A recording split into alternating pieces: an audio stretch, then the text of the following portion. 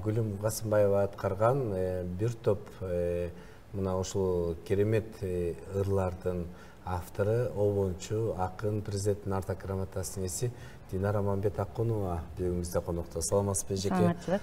Сизди көргөнүзгө абдан кубанычтабыз. Гүлүм Касымбаева менен мындан 12 жыл мурда Кыргыз азиздер жана дүлөйлөр коомунун республикалык фестивалынын гала концертинен көрүп калдык. Мен болсом ал коомго дагы өзүм дагы тиешем бар. Башынан тиешем бар да, бул баш жагындагы айтып кетүүнү туура көрүп атам.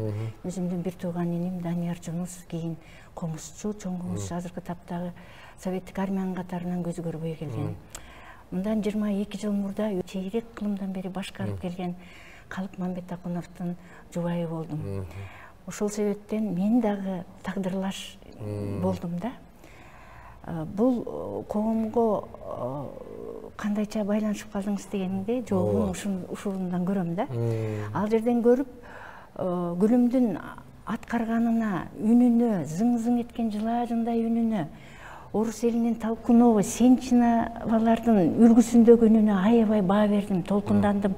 Ошол жерден бул кызга мүнөздөп ыр жазыш керек экен деген ойго келдим да. Ошондон бери карай анан ыр жазып баштадым.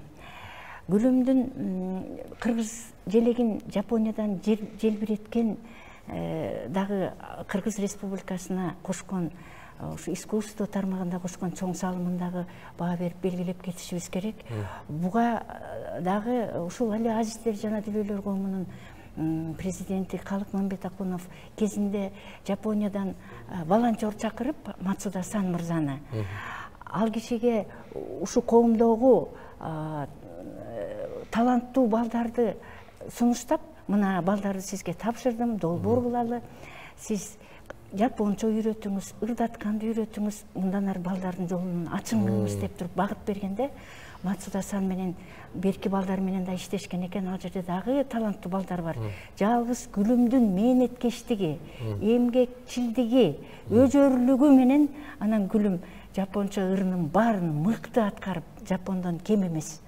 Ошолорду тартуулап, алардын купулуна толуп, кийин 2 жыл катары менен Жапонияга барып, биринде гран-прини, биринде алдыңкы сыйлыкты ушинтип ээлеп келгени бул абыдан кыргыз эл үчүн сыймык деп эсептейм. Рахмат. Анда сиздин мен тоолорго сыйынам деген оонду ырыңызды Гүлүм Касымбаева аткарып берсин.